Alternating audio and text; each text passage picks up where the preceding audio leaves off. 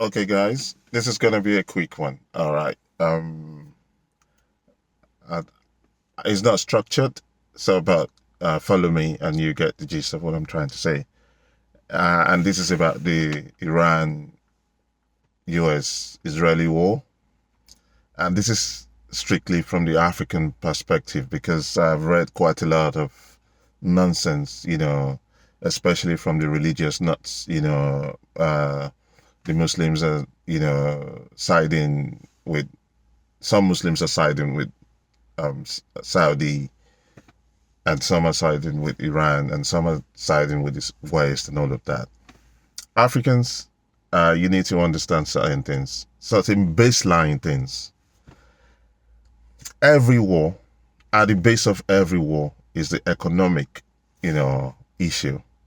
And what is going on in the world is a reordering of the world. Is called a new world order, and this is bringing out war. So there are certain concepts that we've discussed in the past. It's unfortunate that we don't pay attention to to things being said. There's the word bifurcation.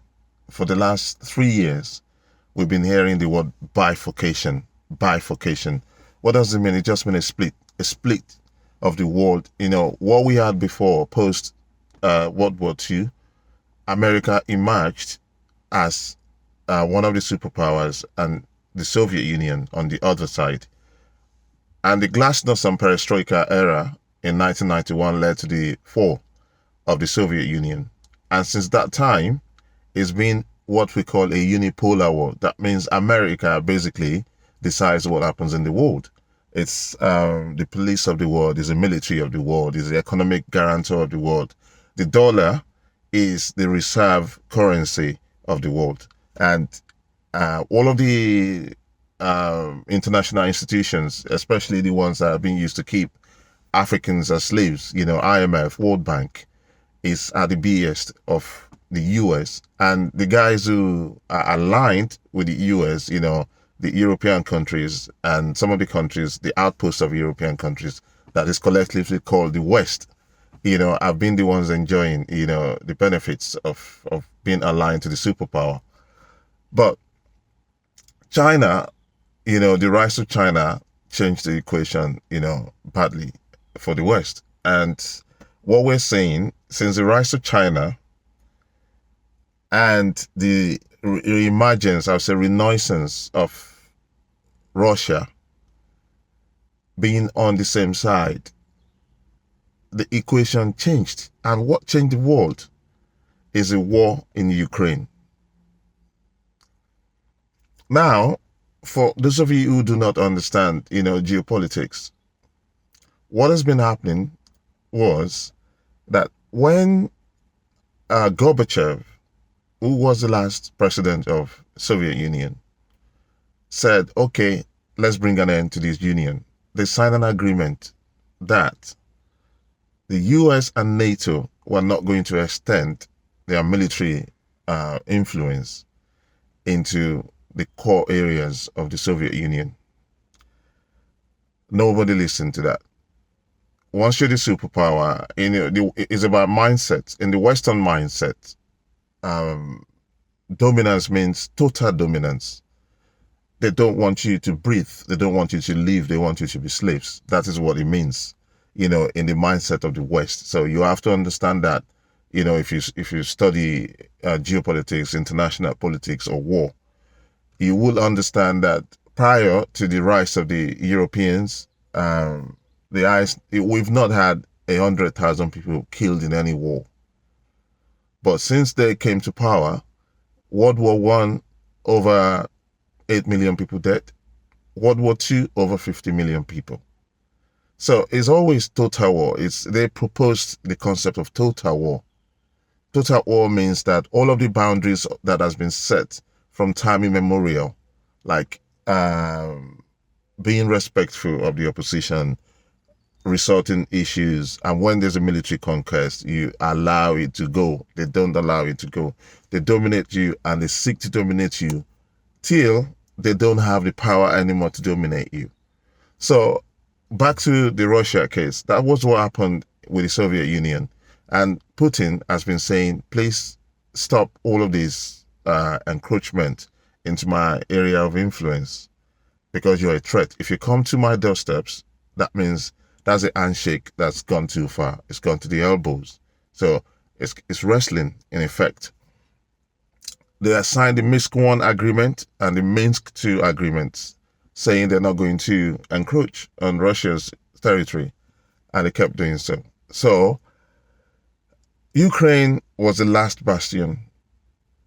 And before that, in 2014, they forced a regime change, and that regime change was totally anti-Kremlin. And they started attacking ethnic, Russians. We saw this in the Second World War. When Germany was going to go to war, there's these ethnic, Austrians, they're ethnic Germans, and there's the Czechs, they're also ethnic Germans. So they fought on the side of their brothers. Now, Ukraine was the last, it was the line in the sand. Stay with me. I know I'm going back. I'm doing some kind of backgrounding, to get to where I'm, coming to what's going on now. So right now, what happened was that if Ukraine has nuclear weapon and you did a regime change, what do you want? It is to make sure that Russia is taken. And, following, before the rise of Putin, following the fall of Soviet Union, you saw what happened, the whole, after the 1991, thing, what happened was the rise of the oligarchs. The West went in and they allowed some oligarchs to start to take over the economic of Russia, and they practice capitalism. Capitalism excludes a lot of people. So if you went to Russia back in the days, people were begging for bread on the streets. People were begging for bread. It's practically Ethiopia, during, the war. I mean, during the war and the famine. That was how bad it was. But out of those ashes, they had all these oligarchs. The former owner of Chelsea Football Club was one of those oligarchs, that rose out of that. So what they did was privatize every company assets of Russia, so that the money can keep flowing upwards to the billionaires and to the Western investors. And the people of Russia, if you're Nigerian, you understand this. During the Babangida's time, they implemented, Kalu Idika Kalu thought that, I'm a great economist, what we need is structural adjustment program. You are doing a structural adjustment program when you don't have industries, manufacturing, so that you can manufacture stuff cheaply and sell it, export it, so that you can preserve jobs and all of that. Nothing of that sort was done. We were a weak industrial nation, and they still implemented SAP. And that SAP is responsible for the destruction of the Nigerian economy up to now. So if you're born after IBB came to power, you may not understand where we're coming from. So that was the situation in Russia. And Putin found, that he would not allow his people to be taken for granted. So he started to build things from the ground up. So what happened, cut to the chase, what happened in Ukraine at the beginning of the Ukrainian war was that before that, America, let me quickly give you another background because it's necessary. After the Second World War, there were a series of agreements, and the American dollar was chosen as the reserve currency. And it was supposed to be backed, by gold.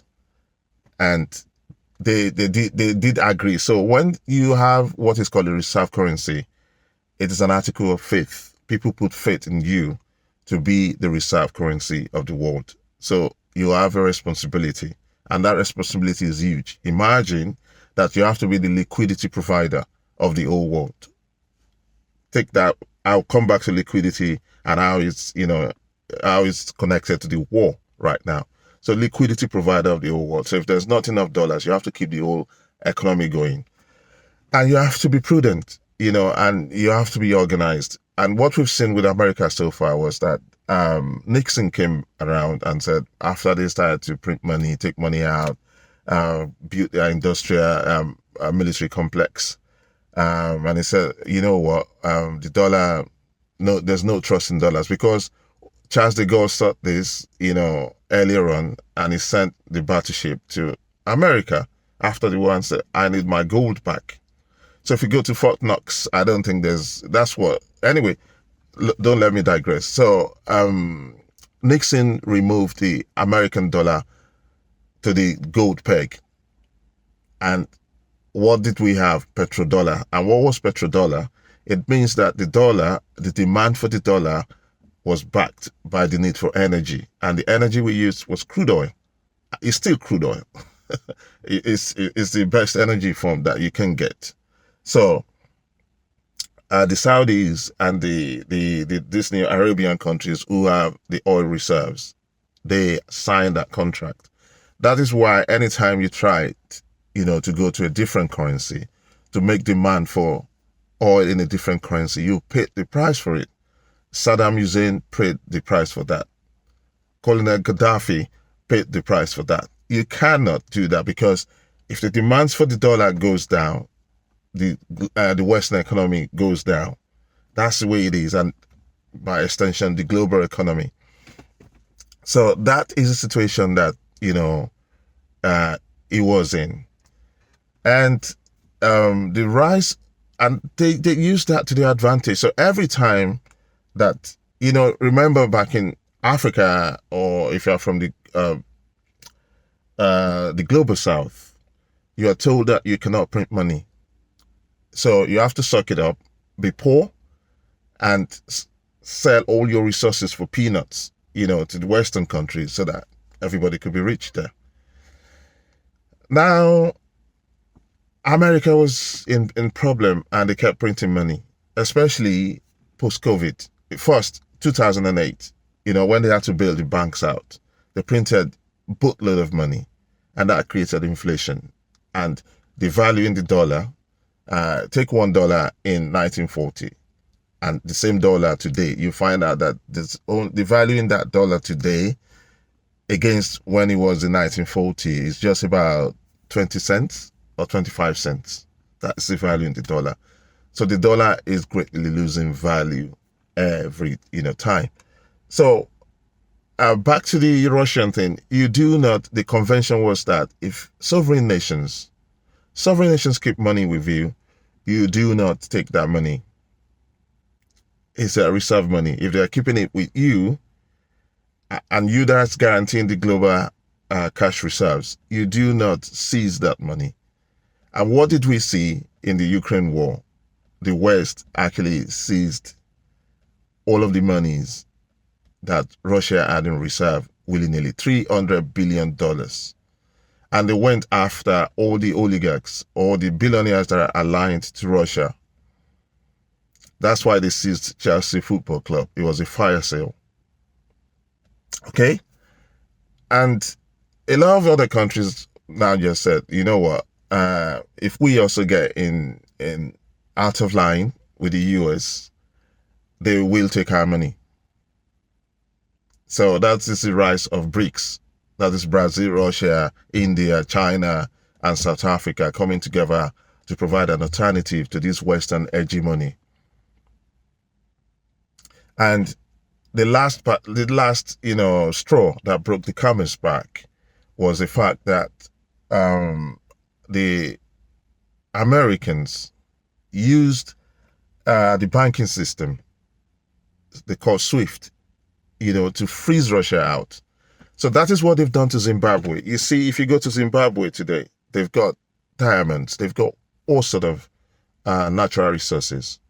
But there's no bank on earth that is going to touch them with a long spoon, because if a bank comes around and say, I want to help you, I want to invest in this, then the IMF, the World Bank, the SWIFT system, they're going to freeze them out. So go and ask, I think it's Botswana. Is it Lesotho? No, I think it's Botswana. They're saying they want to take over their diamonds. And what has happened? They've used the same system against them. So they used it against Venezuela. And I see a lot of Africans chatting shit about the fact that, Venezuela, this guy ran. Look, If they come after you with these institutions, there's nothing you can do. They freeze you out of that system. That system was created by the West, and they freeze you out of it. And once they freeze you out of it, you have little options. You have little options. So that is why the rise of BRICS and Russia and China, they have decided that things need to change. So we now have a bifurcated world. And before now, in the last 10 years, people have been buying oil, crude oil, outside of the dollar. So right now, as I'm speaking to you, about 9 to 10%, 11% of all global oil sales is now outside of the dollar. So you see that the dollar is doomed to fail. It was going to fail. And why is America so behaving so badly? It's because of their attachment to Israel. Israel is just like a huge, Western interest in the Gulf region, and that's it. So there's a new system in play. That's why I'm saying to you, understand what is going on. You need to know history, but don't buy the cover story. The cover story is that Trump is this, Trump is that, America is this, America is that. No. If you are going to introduce a new system, a new global system, you need to make sure that the old system dies. And that is about dollar as a reserve currency. So I know I've written so many times, I've done quite a lot. I don't like doing a lot of videos, I only do it when it's absolutely necessary, or I just want to do it. They're introducing a new global system, and it's going to be the blockchain, system. And in this blockchain system, the reserve currency, the SDR, the ESDR, the special drawing rights, the status of that currency is not going to be tied to a particular country. It's going to be trustless. Trustless means that nobody controls it. Not one country controls it. And I've been saying you guys to check out XRP and Ripple, the company, but you don't pay attention. So that's what is going on. So if you have seen this Time magazine where there was Trump standing atop a mountain of dollars with grenade in his hands, that's exactly what it means. He has to destroy the dollar. Now, before, I know discussing deep strategic issues with Africans is a lot problem. I don't like Trump. I don't like what he stands for. But trust me, there are certain powers that are controlling things in the world. And once they choose you to achieve a reason. So if you look at America, whether you're Republican or the blue side, right? If you're red side or blue side, right wing, left wing, it's the same bird that is controlling everything. And they choose each one. They chose Obama. Obama was black, but Obama bombed the hell out of Africa. In fact, America, I can tell you, is complicit in Boko Haram in Nigeria, and Obama refused to sell us weapons. Right? So now these are the issues you need to contemplate. I'll come at the end of the day. Once you understand it, what you need to do to save yourself. So right now, a lot of people say, you see, Iran is a 3,000-year-old civilization. Yeah? If some of you Bible thumpers, you can see Persia.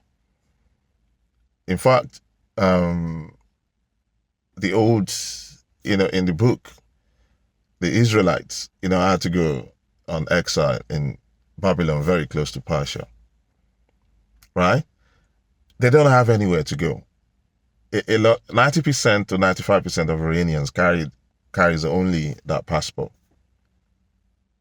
But what Iran is doing with this particular war, what they're being forced to do, by this bombing is, they are fighting a war of attrition, and they are well prepared for it. They prepared for it for 47 years.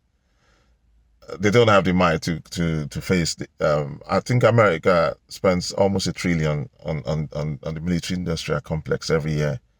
Iran does not have that budget. They don't have the people. But what they've got is, one, they've got geography. If you saw all of the things they're building, is underneath, mountain ranges, natural protection, and deep into the ground that you can't bomb them. You don't even know if they've got nuclear weapons because the US admits that they've got enriched uranium. So they can spring up a weapon anytime they want to. And if they said, okay, international atomic energy weapons experts, go for checks, is what they allow you to see. It's what they allow you to see. Your satellite can map certain activities. So if I'm doing something, I can make like 100 activities that you can map, but you don't know which one is the actual thing. You cannot decipher that by looking at images, from the satellite and knowing what I'm doing, that way. So what is going on is this. They're fighting a war of attrition. They know they control the Strait of Hormuz. That is a stretch of sea that from which the oil that Saudi, Kuwait, Qatar, Oman, all of these oil-rich, Gulf states, they control that region. So now that oil goes to where? To who? Iranian oil. So it goes to China. It goes to, Russia is self-sufficient. It goes to Japan. It goes to Korea. It goes to all of these places.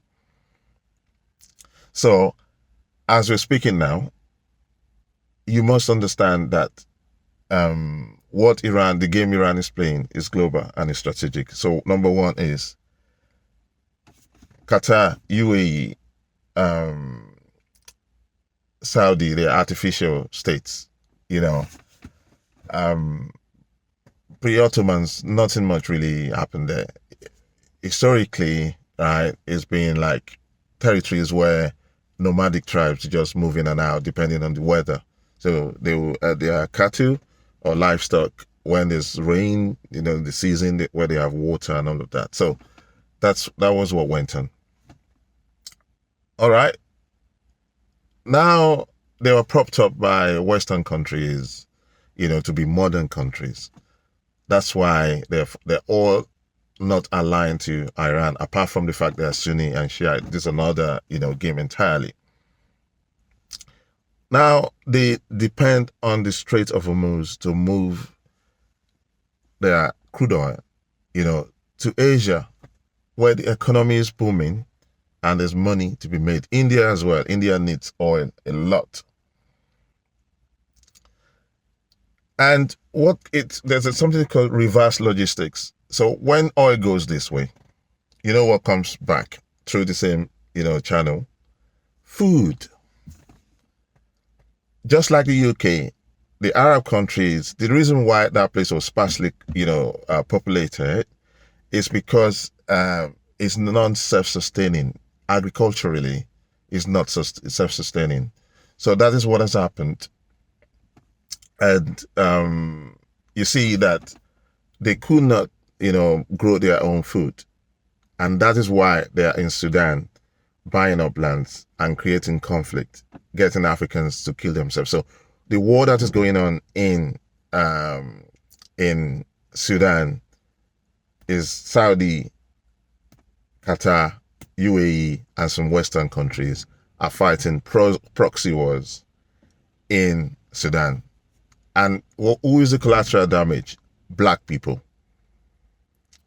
So what Qatar, UAE wants in that area, actually, farmland. They need farmland. That's why they didn't want Ethiopia to put a dam on the Nile River. So now imagine that the source of food, if they close the Strait of Hormuz, the quantity of food that moves back into Arabia, into the Gulf regions, slows down a lot. So that means all the Vietnamese produce, Cambodia, Chinese, production, um, all this other food that, goes back to the Gulf states don't make its way there. That's number one. That's a problem. So if you live in Dubai, the prices of food is going to spike up. And once that, spikes up, you're looking for trouble with the population living there. Because where there's no food, people become desperate. Number two is water. 60% of all the water in Dubai is from desalination plants. That means they take seawater, filter out the salt, and then provide fresh water to people to drink. Iran can take those desalination plants out just like that. And within a month, what am I talking about? Within 2 weeks, there will be no water supply. So now that is what Iran is aiming at. Iran is now, number one, the allies, like Japan gets 75% of its oil requirements from the shipment on the Strait of Hormuz from all of these Gulf countries. 75%. So it takes approximately 1 month, 4 weeks for the whole of the Japanese economy to grind down to a halt. And if that happens, go and read something called the Japanese carry trade. It's going to affect you where you see it. Yeah, it's going to. Already, this war is affecting me because I went to get fuel today and I'm paying about 60p more than I used to pay just about 2 weeks ago. It's the same thing in America. It's the same thing in Nigeria. I heard Dangote increased. It's everywhere. In fact, the energy suppliers, British guys, EDF and all of these guys, they're saying they want me to pay more. We might pay more. We pay the most for energy supply in the world. That's what we do in the UK. So imagine that US allies are feeling the pinch. China has about 9 months supply of oil in reserve, but they will get a lifeline from Russia. But India, Narendra Modi is playing both sides. But India's economy is in real danger because they require cheap oil and they require it in large quantities because it's a booming and growing economy. And without that oil, they're going nowhere. The plants are going to shut down. And all the supplies, if you thought that the inflationary pressures that was brought about by COVID was anything, if this war goes on for another 2 months, the whole global supply chain is going to come kaput. And now back to the main target of Iran. There are these Sunni Muslim countries, Iran, Qatar, Bahrain, all of that. Why? Because they know if you take Saudi, for instance, the actual Saudis who are there are just about 50% of the population. Is worse in UAE, in the United Arab Emirates. The actual Emiratis are just about 12% or 15% of the population. They're not; these numbers are not accurate, but they're very close. Because I'm doing this extempore. Now, imagine that you've got all these Bangladeshis, Indians, Nigerians, Africans, Filipinos who are working there in really, really unsavory conditions. And if there's no food, there's no water, they will take up arms. And the sheer number, they outnumber the locals. They're going to take over that country. They're going to wreck it. And they will look for leadership from somewhere. Somebody needs to back them up. And Iran will be there to back them up. China will be there to take control. It's the same thing in Kuwait. It's the same thing in Qatar. Yeah, it's the same thing. So that is the war of attrition that is going on. And you will feel the pain. You will feel the pain wherever you are. So if you say, Allah Akbar, blah, blah, blah, Saudi is winning. Doesn't make any difference. If it's hallelujah, Israel is winning, you are still going to get chopped. Your pocket, you know, and that is the game, that is being played there. And at the end of this war, who is going to trust the US? And the invincibility of the US and Israel is now shattered. Because why? You can bomb Iran all you like. They are eating their targets. So there's this thing called parity. Parity in the baseline level of warfare. So the warfare we have now is that some countries used to have overwhelming advantage, just like in the first Gulf War and the second Gulf War. The Americans and the West, they had all these bling, new technology, ballistic missile, ICBM, missiles, whatever it is, that the Iraqis did not have. So it was easy, to just stroll in and get things done. But not anymore. Now we're talking about drones, drones they can get through. It's the same thing that if you've been following the Ukrainian war, you will understand what has been going on now.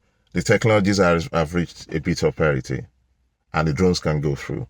And now, because they're using Wi-Fi and things can be traced and all of that, they have not gone back to using horses and donkeys, to move things about so that they're not trackable.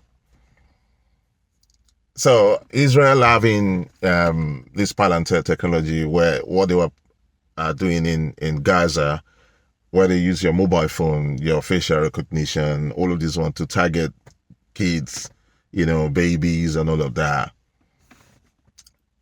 It's found no use in Iran. If the Ayatollah didn't want to die, it's still going to be alive. It chose to be a martyr. Because they could have, in the UK, during the First World War, Second World War, even right now, there are nuclear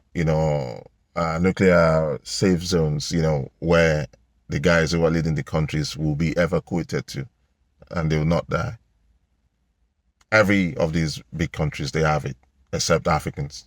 So they have all of that, yeah. So if the Ayatollah did not want to die, it would be underneath, those mountains, deep in the ground, and you'll still be commanding from there. And now that you've bombed him, you've martyred him, all of his sins will be glossed over by his people and the guys who support him. And a lot of you have been saying, what has China done? What has Russia done to help Iran? If you know what's going on behind the scenes. Right now, if Nigeria wants to engage in a war, they have to use the GPS system that belongs to the West. So, China has a different navigational system, satellite navigational system. Russia has a different one. And all of these Iranian missiles have been striking their targets. Who do you think is providing that leverage? Your guess is as good as mine. So this is what has been going on. Look, it's a strategic war. And the dominance of America has now, if you thought that is waning before, is waned dramatically. They can't even put boots on the ground. If you put boots on the ground, you're going to get smacked. Trust me. And the appetite, you see, First Gulf War, Second Gulf War, America was doing it from a position of strength because the economy was booming. Everything was great. But in this war, they're not economically dominant. I live in the West. In the UK, 70% of the population don't have £500 in saving. It's the same thing over in America. They don't have $1,000, $700, $500 in savings. And you want your kids to go and die for a war that Israel drags you into. When you're not happy, when you don't feel things are going on economically, In fact, to recruit people into the army in the UK, in the US, everywhere else, it's really, really difficult. So they got this ad out targeting people who go to gym. You know, if you're a gym rat, they know that, okay, you're already fit. But mentally, a lot of these guys are not fit. But you don't have that problem in Iran. You don't have that problem in China. Russia has got quite a lot of, people in reserve if they need to fight, a war. And America knows it cannot use, nuclear weapons because, like the Chinese spokesperson said, you will fire your first shot, but China is not going to allow you to fire the second shot. They don't care who you are, whether you are America, UK, US, they don't care. So globally as well, historically, every empire has got its time. I think the Western Empire's time has done a good run. The Western, from the Macedonian Greeks, to the US and to this coalition is run a very good course, and I think is winding down. So that is where we are. But to save yourself, I'm not going to go into details about what the new economic order is going to be like. When all of this is said and done, a new system is rising, and that system is going to be the system that, triumphs, and that is going to be the blockchain technology, distributed ledger technology systems. And at the heart of that will be SRP and the Ripple company. They're a private company right now, but essentially they've been set up by the IMF and the World Bank and all of these guys. So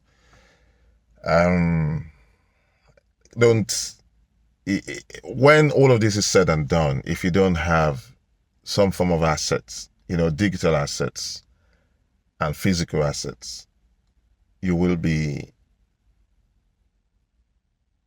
not enjoy, the system, because my area is innovation management, right? And my core area is strategic foresight. And I can tell you that the concept of when I was in school, the concept of universal basic income was real, but it was far-fetched. But not anymore. I can tell you, before 2030, it's been piloted in the UK, it's been piloted in the US, it's been piloted across the Western countries, because we're going to have what we call the rise of AI agents. So in the future, you want to book a flight to 4 different locations. You don't need any human being. You just pay an AI agent to get the best rates for you in the best hotels, tailored to the kind of things you want to go and do, whether it's a wedding, whether it's socials, whether it's official work, whether it's leisure. They're going to, do all of that for you at a fraction of the price that humans take from you. And somebody was saying, starting level, about 60 to 70% of the workforce in every sphere of life is going to have to go. And that's why Facebook tags you creator. That's why everybody is going to create something on YouTube to make money. They're gradually nudging you, to go in that direction. And if you think that what's happening in Nigeria is alienated from what's happening globally, then you don't understand what's going on. So I told you that whether it's Peter or Tinubu, I don't give a shit, because both of them, they've got massive amounts of money in tax havens, and if they don't, and they all have skeletons in their cupboard, if they don't do as the globalists have asked them to do, they're going to get wiped out, and they will choose their money over you. So that is it's a system in which you've allowed individuals to grow bigger and have more influence than the collective. So you pay the price. So a lot of you are crying now. People interpret it anyway. If you're in the church, you interpret it as demons and village witches. If you're a Muslim, you're at Skadara or something, but it's just plain, it's plain message. For those of us, what this impact this is going to have on those of us living in the West is becoming more authoritarian, and it's going to get more authoritarian. It's becoming really difficult to make money, and it's all of this is gonna play out. So when you are on universal basic income, you are even more prone to control, because if you don't do what the government has asked you to do, your monthly payment is going to stop. And it's just a button. You just press the button and that's it. And so you need to prepare yourself about having assets outside of the system. And the only way you do that, I'm not a financial advisor. Do whatever you want to do. I see a lot of Africans in the diaspora. They make their monthly income and they put it. What does it go into? Okay, mortgage. That's fine. At least you can get some equity in the property when you sell it. But you see a lot of people going to get cars, paying £500 a month, £400 a month for a depreciating asset. See, when they flip the system, once increasingly, Jack Dorsey just fired 4,000 people, no, 4,500 people out of his 10,000 workforce. Um, OpenAI, they fired people. Microsoft, they fired people. And Oracle is in the process of firing about 5,000 people. Tech companies are firing people. If tech companies are firing people, you need to know that there is problem. There is massive problem. Do you get me now? So all of these association, like if all your life it has been based on certain cultural beliefs that are not consistent with reality and where the whole world is headed, you'll be in for a shock. You'll be in for a shock. So instead of you frittering your money away, wasting your money, I'm not a financial advisor. I'm just saying what I think. Put it into assets. Make sure that you have assets, and those assets guarantee your survival, so that you will not need to be on a government universal basic income.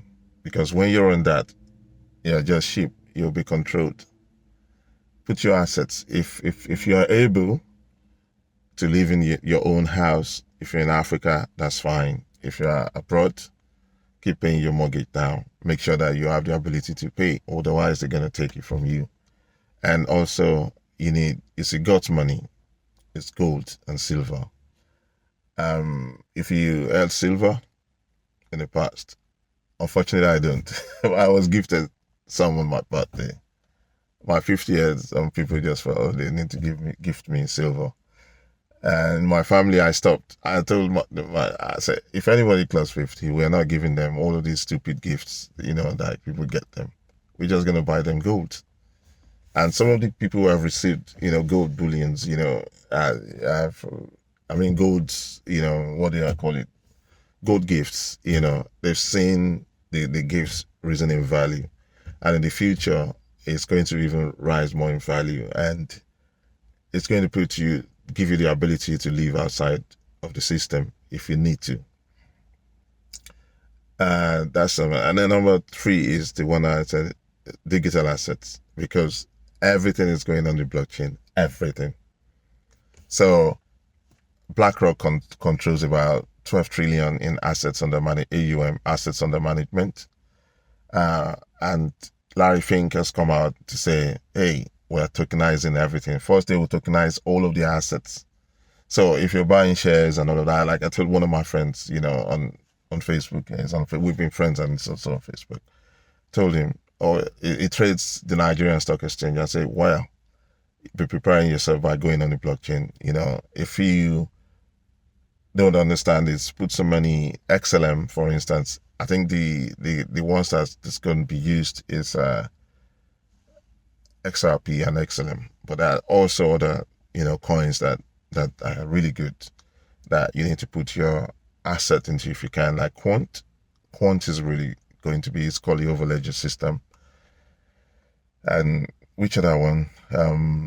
Yeah, if XDC is dead cheap at the moment. It's dead cheap. It's a fraction of the cent. And that's like all of this things I'm telling you, you put some money into it, wait till 2030 and see where you are. And of course, when they tokenize everything, so when they tokenize all of this stock that you buy, the Nasdaq is going on chain, the FTSE is going on chain, all of these things is going on chain. You'll be able to trade 24/7. And that's why they're pushing for digital identity. You know, Nigeria they've sneaked it in with NIN and BVN, so you're locked. It's is that's what's coming. That's what's coming.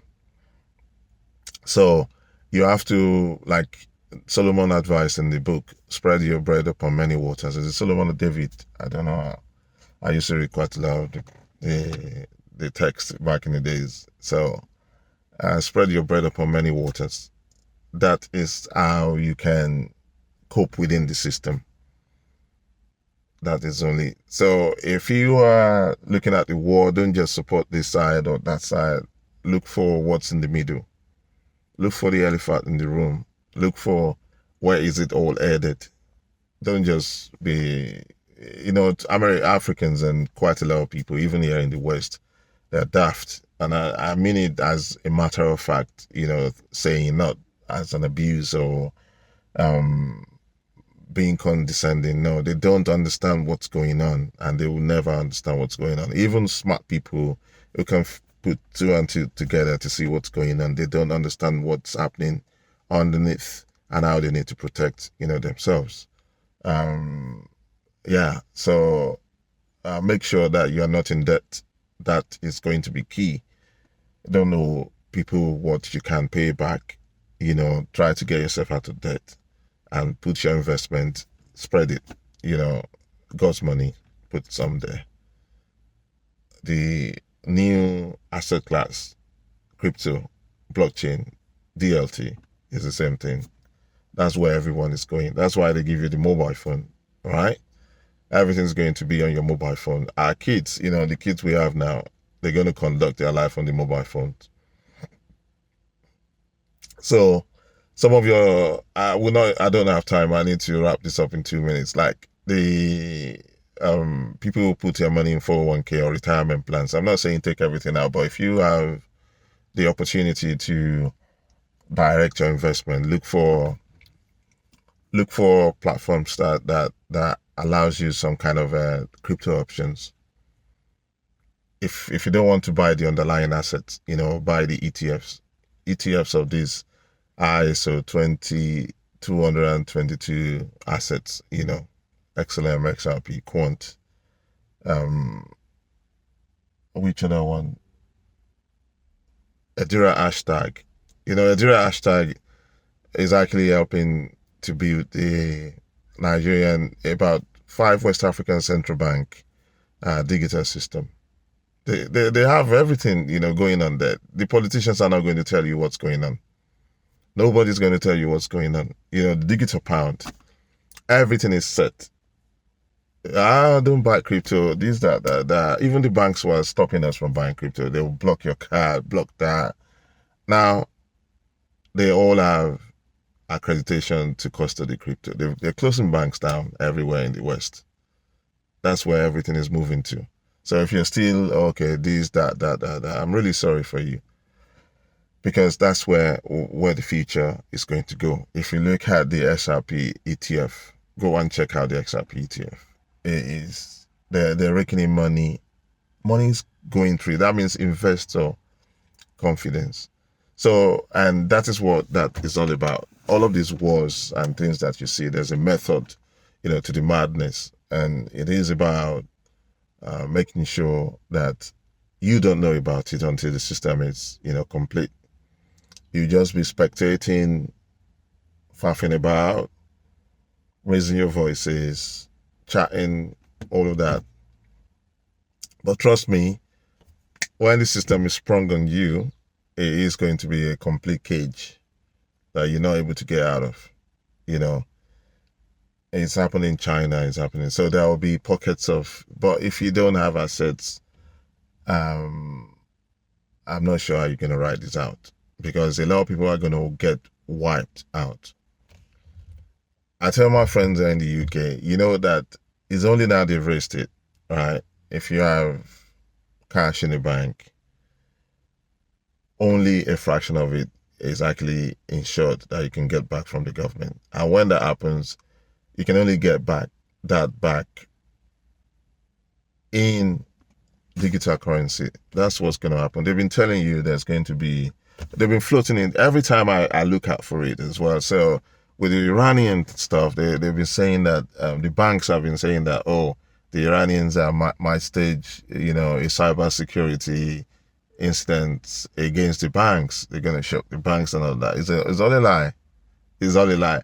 They are going to move you from they've been talking cashless economy in Africa.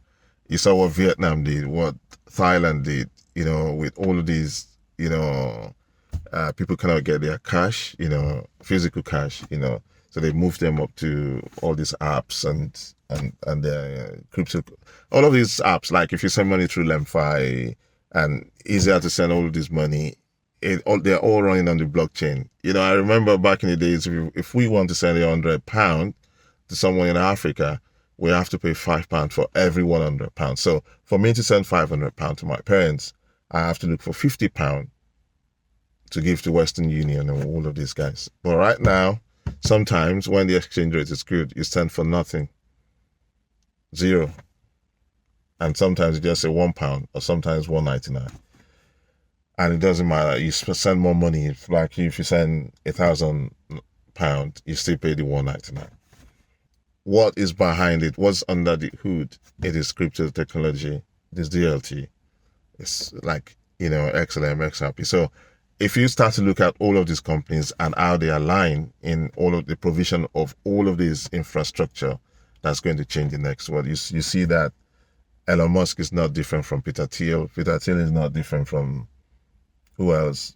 The Microsoft guy and then the Facebook guy. They're all playing you. They're all playing everyone. And wars are a way to keep you frightened, keep you distracted and all of that, so that you don't invest into what is coming or what the underlying technologies are. So I think I've said too much. Yeah. This is me. This is Jazzy Bay, like you say on on on Facebook. People expect when they see me that they see someone who is an activist or fire and brimstone. No, it's not like that. When I'm writing, my my my thumbs are really angry, against government and bad, people. But life, you just gotta keep it straight on, understand what's coming and prepare for it. Ciao. Have a nice day.